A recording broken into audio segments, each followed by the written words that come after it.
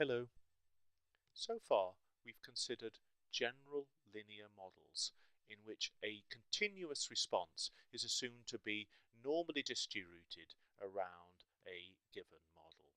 And furthermore, we assume that the variance of our response around that model is the same for all levels of the predictor variables in that model. However, in some cases, our response variable cannot be considered continuous, but takes a different form. And one example might be that it takes a binary form in which the response can either be yes or no, a 1 or a 0, drunk or sober, male or female, diseased or healthy, etc. How do we analyze data where we can't assume a normal distribution of our response? Well, the key method for understanding and testing hypotheses relating to binary response variables is the so-called binary logistic regression. Here is an example of the use of a binary logistic regression. Here we have trees of different widths and a statement in terms of whether these individual trees are infested with a parasite or not. Now, eyeballing these data, it seems that larger trees would not tend to be infested compared to smaller trees. How do we test hypotheses based on these sample data? Well, one approach is to simply apply a t-test or analysis of variance to look at the difference between infested and non-infested trees in terms of their tree widths. Does the tree width differ significantly between infested and non-infested trees? However, that form of analysis only takes you so far, and in many cases when we apply methods to understand a response variable which is binary, we also want to understand under what conditions will it switch from one state to another. So, for example, under what conditions will a tree be much more likely to be not infested than infested? Now, the key method for understanding the conditions under which that switch might occur is the binary logistic regression.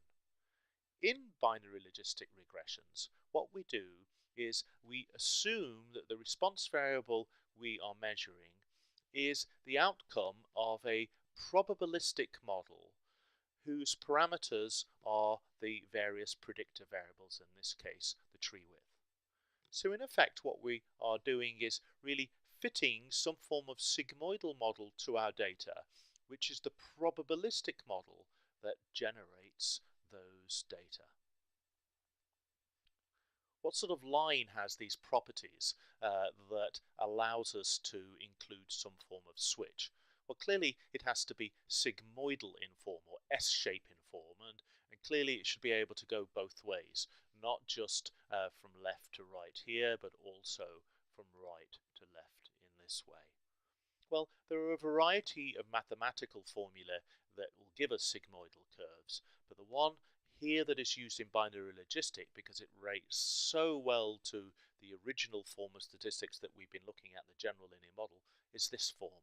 Now it could look a little bit scary, but I want to take you through it because it's really very simple.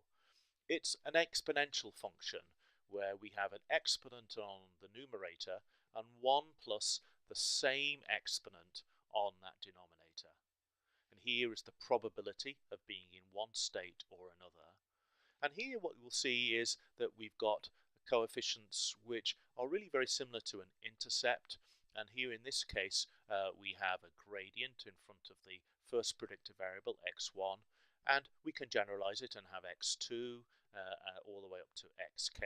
So in effect, this would look like a multiple regression type model, but it's all formed in part of this exponent relationship here. I should note that binary logistic models will also allow us to include categorical predictors here, just in the same way as we can introduce categorical predictors into general linear models.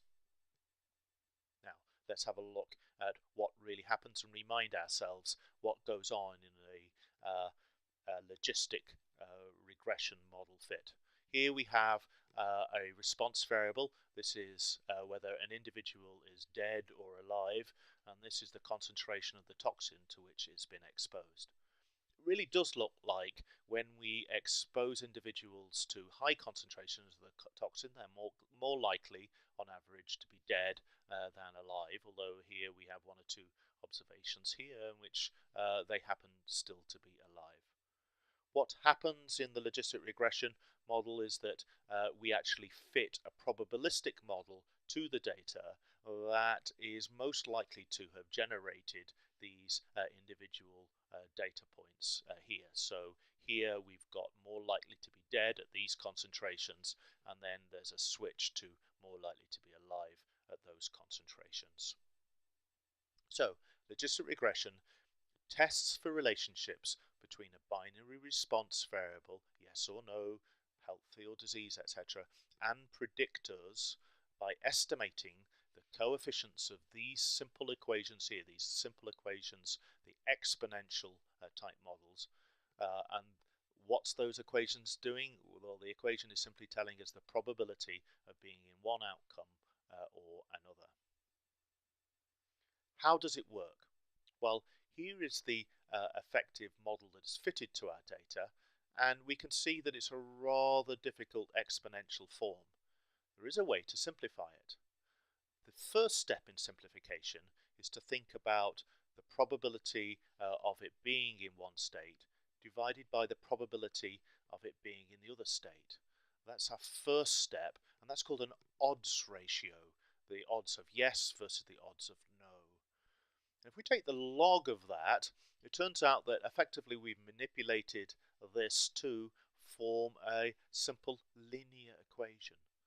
So by doing some mathematical trickery, we can turn this exponential model into a far simpler linear model based not on p, but log of p divided by 1 minus p. So as I said, that ratio is the odds ratio, and taking logs of an odds ratio to create a linear relationship is a transformation. It's called a logit transformation. So often you will see binary data associated with the term logit transformation. And what we're doing here is turning the relationship that would explain those outcomes in terms of the binary outcomes into a more linear relationship by doing this mathematical transformation. Now, logistic regression is called a generalized linear model. It's not a general linear model, but it can be turned into the format in which we can analyze as if it were a general linear model by an appropriate transformation. And as I've said, it will work for both categorical and continuous predictors in our model. So by some mathematical trickery, we've actually turned our model into a much more tractable form. So it is generalizable back into the classic general linear model by applying these transformations. How do we carry out a logistic regression? What actually happens? Well, the first is it tests null hypotheses. Of course, we have sample data and we want to make inferences about the population as a whole. So what we do here is we test the hypotheses that the coefficients, and that can be the effective intercepts, that beta 0, or more interestingly and more importantly, any of those gradients like beta 1 are different from 0 at the population level. And what it uses is a Wold statistic, which is called a Z in R. Now, the Wold statistic is highly related to other well-known statistical distributions, in particular the T distribution, and it's compared with a chi-squared. And if the null hypothesis of those population level parameters being 0, then that Wold statistic will follow a chi-squared with a certain number of degrees of freedom. So that's the theory. Let's have a look at it in practice. And this is data from Gary Pollis, which was reported in a really nice book by Quinn and Keogh called Experimental Design and Data Analysis for Biologists. The data refer to the presence or absence of lizards on islands of different perimeter to area ratios.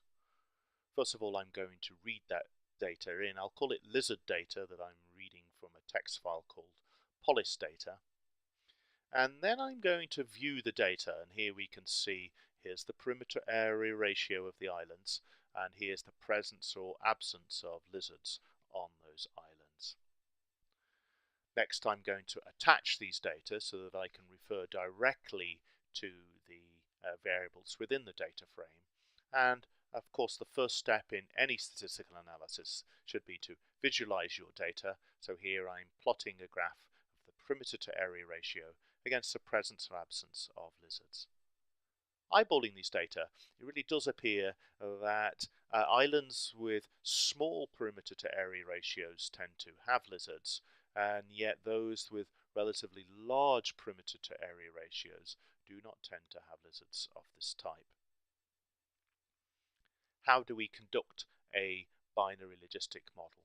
Well, because it's a generalized linear model, we call up the function GLM, and here we're relating the presence and absence of the lizards to the perimeter to area ratio of lizards on the island. Now, we've got a binary response. The generalized linear model allows us to deal with non-normal responses, but we have to tell it that we're dealing with a binomial response. So we'll say here family equals binomial. Now, knowing that the response variable is binomial will automatically default to the logit link transformation, which turns this into more tractable form. But it doesn't help to it doesn't do any harm to actually state explicitly that we've got the logit link. Now, having fitted the model, we've got a summary of the model, and here are the key parameters. We've got estimates of the equation that has been fitted, the probabilistic model that's been fitted to explain those binary responses. And here are the two key tests of the null hypotheses.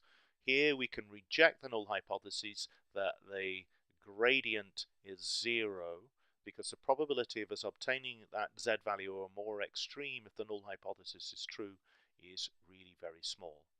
We can also reject the null hypothesis that the intercept is 0, but that's of less interest because that simply describes the baseline probability of it being in this state or that state, or of lizards being present or absent.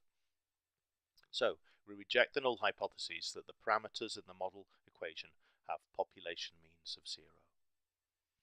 Now, it may be of interest to replot back onto those data the overall probabilistic model that is thought to have been most likely to have generated those data. So here what we use is xv, which is a counter of our values of x going from the smallest to the largest in very small steps. And yv is the predicted value of the model for all those given values of xv. And we're saying here the type is the response, in that it's not the linearized form in which we've got the logit model. We're actually plotting it straight back onto the y values, the observed yes or no responses. And here we've got lines. We're simply drawing up between all these x and y values, and I'm detaching for good measure. But what does these graphics do? Well, it draws this graph here. This is the fitted model to our data. Now, just to make sure that you understand exactly what's going on, recall that these were the coefficients of the fitted model here in terms of the intercept and the gradient. We can now look at the probability of the lizards being present here and how it's been described by this fitted model. Here we've got the intercept. There's the estimate of 3.606, and here we have the gradient of that relationship between the perimeter to area ratio and the probability present, albeit through this more complicated exponential function. Thank you for listening to this R Labs tutorial video. If you found this useful, you might be interested in our free online Moodle course, or check out and subscribe to our YouTube channel.